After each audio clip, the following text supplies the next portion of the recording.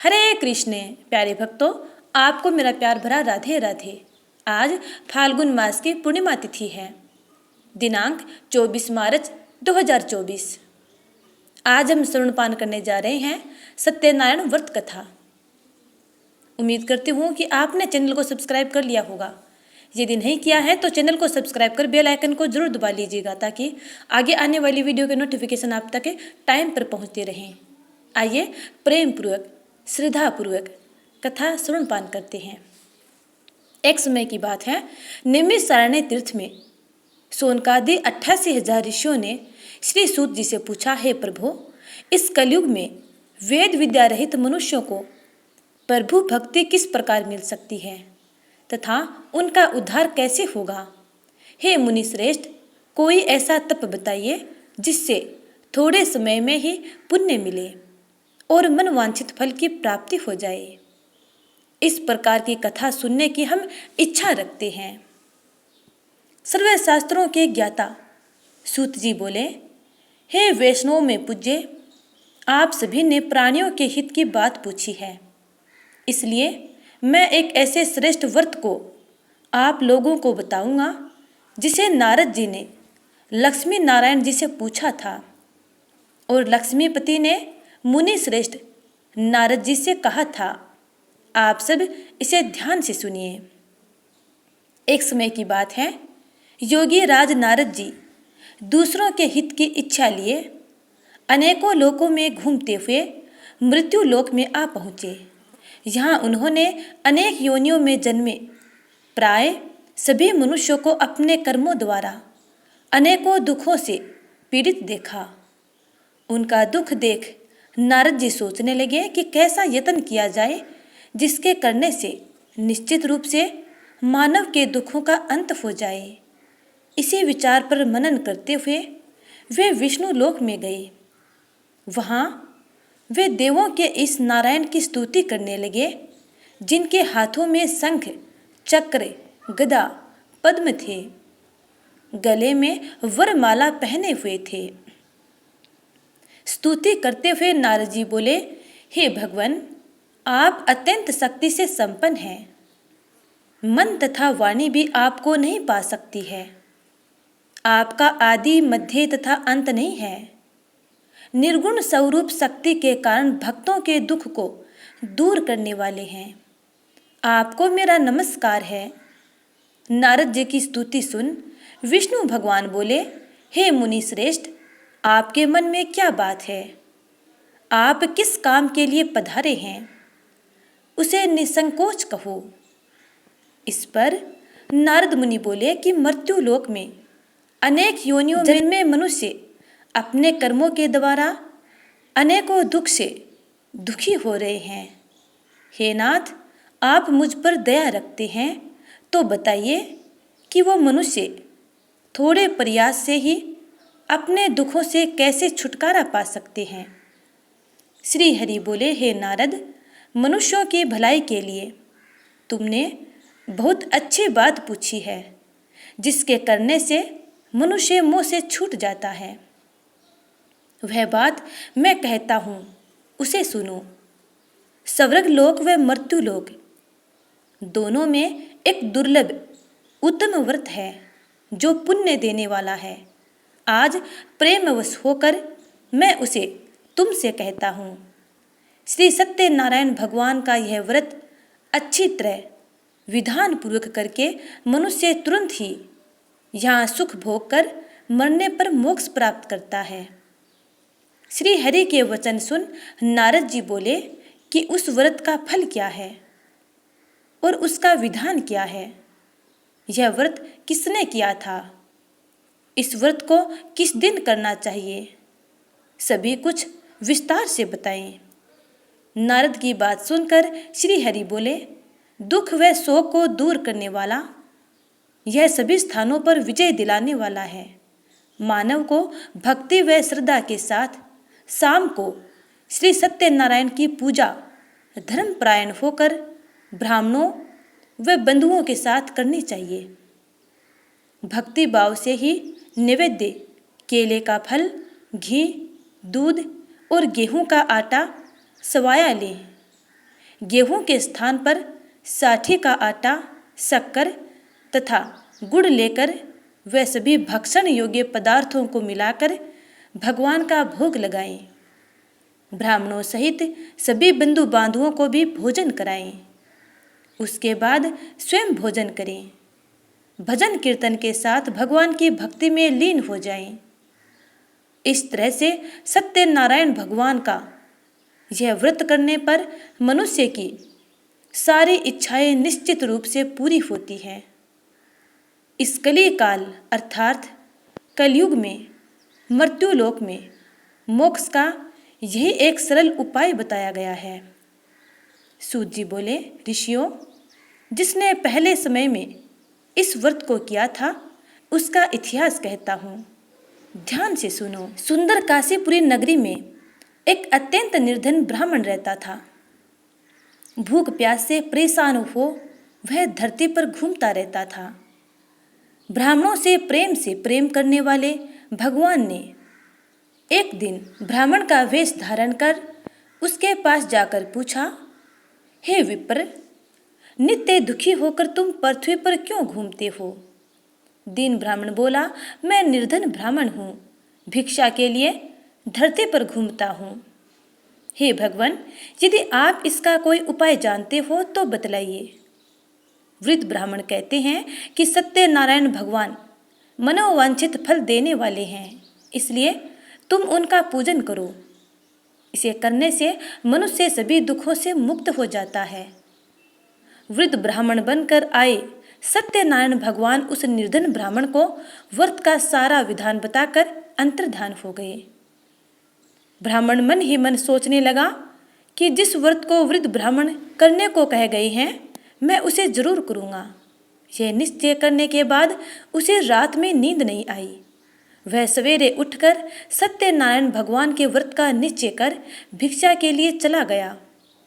उस दिन निर्धन ब्राह्मण को भिक्षा में बहुत धन मिला, जिससे उसने बंधु बांधवों के साथ मिलकर श्री सत्यनारायण भगवान का व्रत संपन्न किया।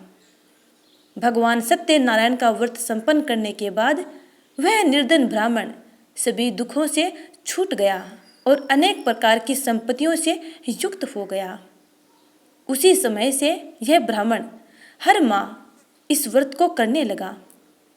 इस तरह से सत्यनारायण भगवान के व्रत को जो मनुष्य करेगा वह सभी प्रकार के पापों से छूटकर मोक्ष को प्राप्त होगा। जो मनुष्य इस व्रत को करेगा वह भी सभी दुखों से मुक्त हो जाएगा। सूत जी बोले कि इस तरह से नारद जी से नारायण जी का कहा हुआ श्री सत्यनारायण व्रत को मैंने तुमसे कहा। हे विप्रो, मैं अब और क्या कहूँ? ऋषि बोले, हे मुनिवर, संसार में उस विप्र से सुनकर और किस किस ने इस व्रत को किया, हम सब इस बात को सुनना चाहते हैं। इसके लिए हमारे मन में श्रद्धा का भाव है। सूत जी बोले, हे मुनियों, जिस जिसने इस व्रत को किया वे सब सुनो। एक समय वही विप्र धन व ऐश्वर्य के अनुसार अपने बंधु बांधवों के साथ इस व्रत को करने को तैयार हुआ। उसी समय एक लकड़ी बेचने वाला बूढ़ा आदमी आया और लकड़ियां बाहर रखकर अंदर ब्राह्मण के घर में गया। प्यास से दुखी वह लकड़हारा उनको व्रत करता देख विप्र को नमस्कार कर पूछने लगा, आप ये क्या कर रहे हैं? तो उन्होंने बताया कि मैं व्रत कर रहा हूँ तथा इसे करने से क्या फल मिलेगा, कृपया मुझे भी बताएं। ब्राह्मण ने कहा कि सब मनोकामनाओं को पूरा करने वाला यह सत्यनारायण भगवान का व्रत है। इनकी कृपा से ही मेरे घर में धन धान्य की वृद्धि हुई है। विप्र से सत्यनारायण व्रत के बारे में जानकर लकड़हारा बहुत प्रसन्न हुआ। चरणामृत लेकर वह प्रसाद खाने के बाद वह अपने घर गया। लकड़हारे ने अपने मन में संकल्प किया कि आज लकड़ी बेचने से जो धन मिलेगा उसी से श्री सत्यनारायण भगवान का उत्तम व्रत करूँगा।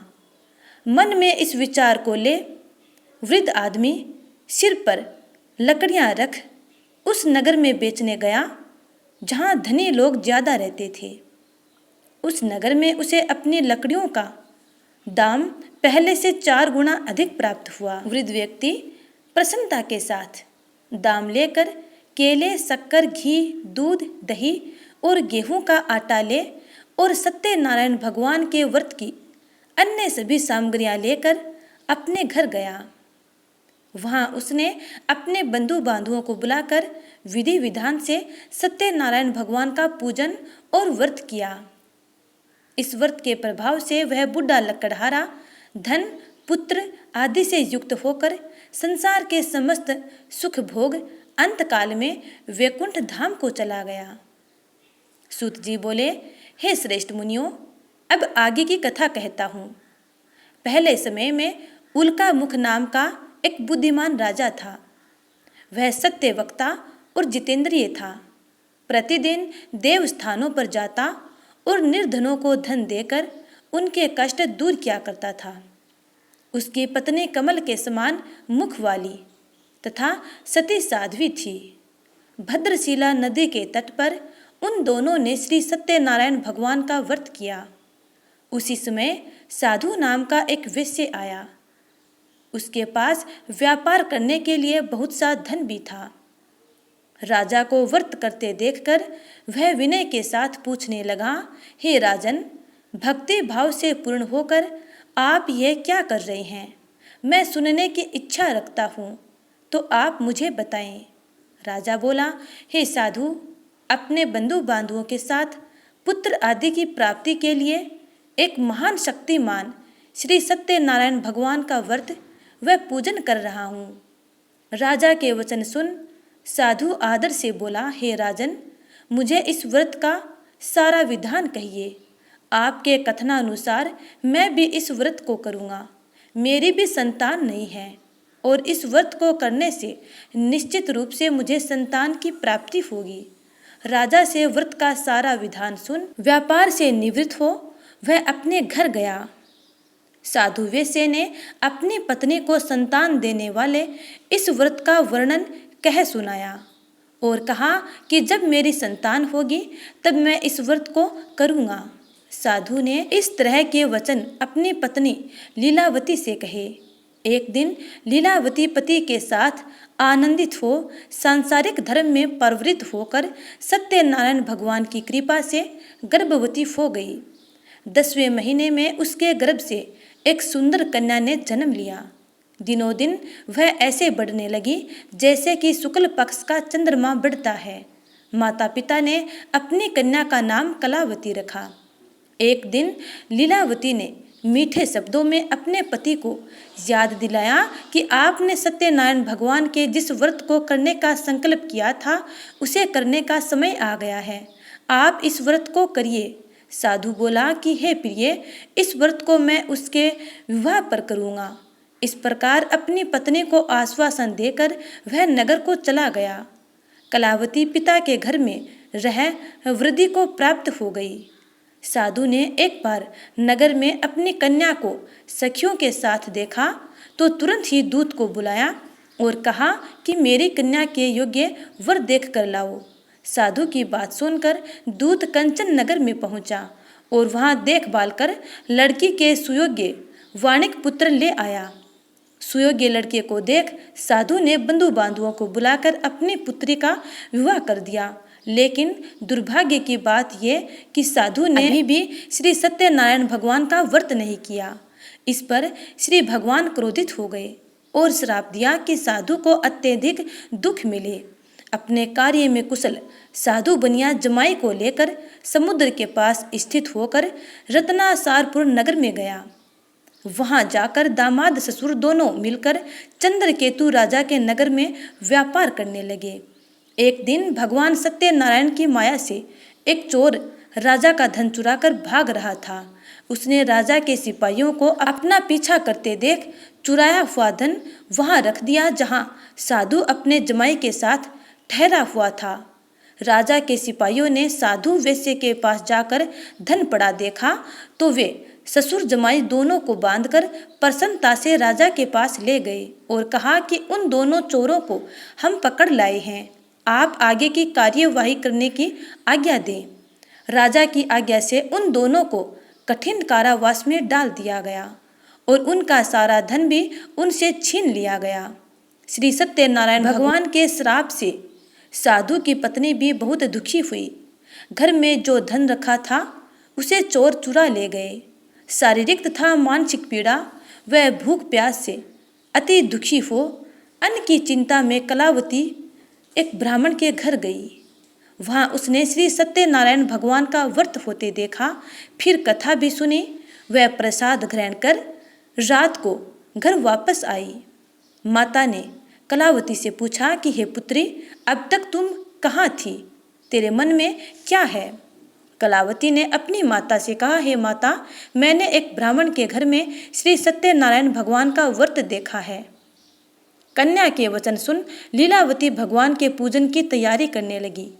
लीलावती ने परिवार व बंधु बांधुओं सहित सत्यनारायण भगवान का पूजन किया और उनसे वर मांगा कि मेरे पति तथा जमाई शीघ्र घर आ जाएं। साथ ही यह प्रार्थना की कि हम सबका अपराध क्षमा करो।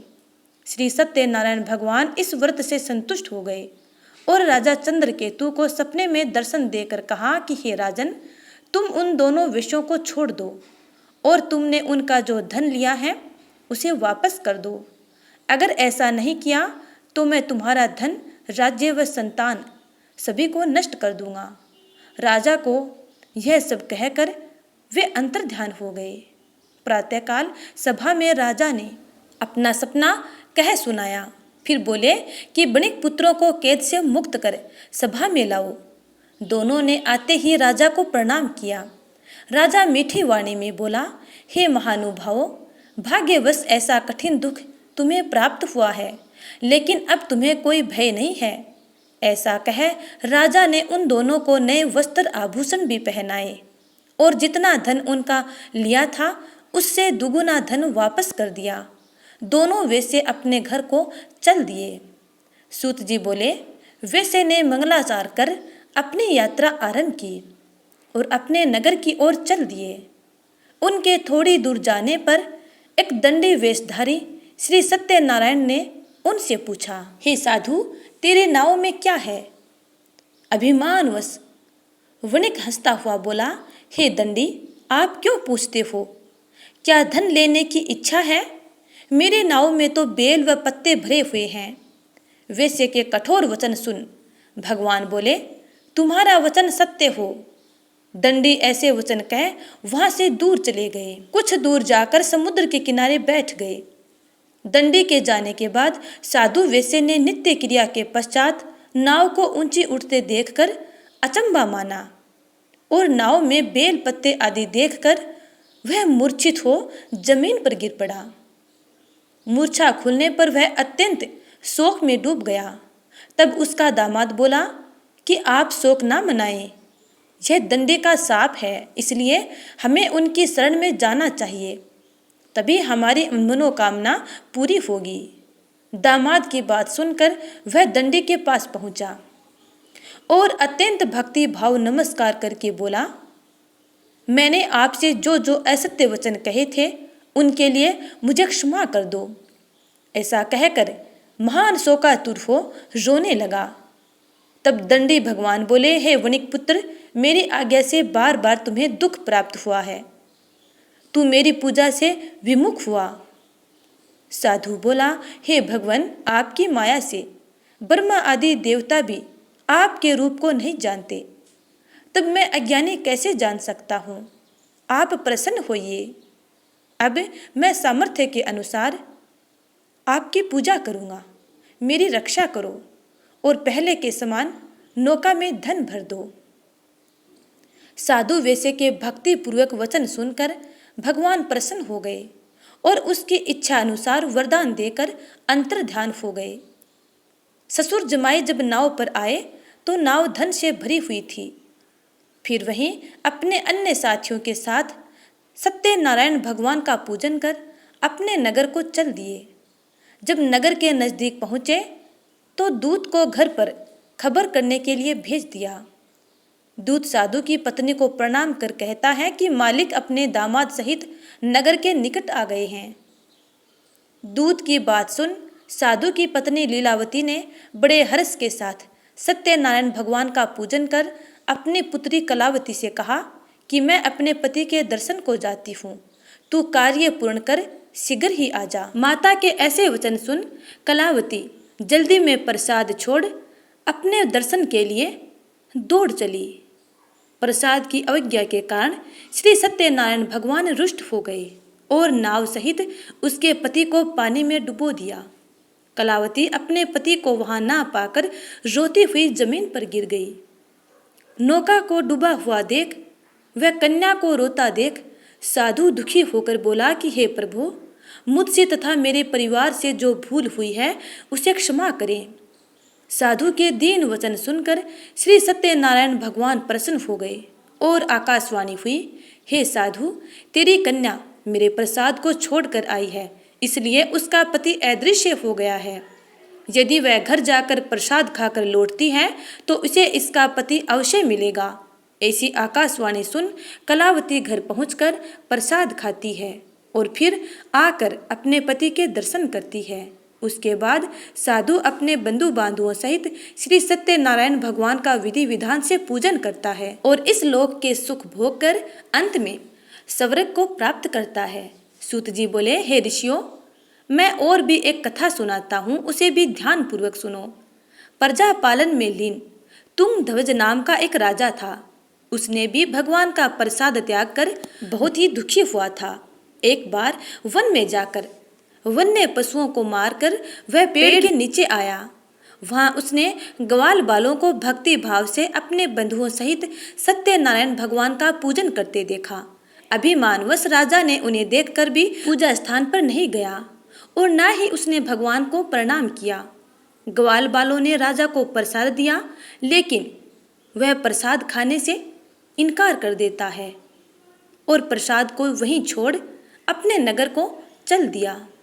जब वह नगर में पहुंचा तो वहां सब कुछ तहस नहस हुआ पाया, तो वह शीघ्र ही समझ गया कि यह सब भगवान ने ही किया है।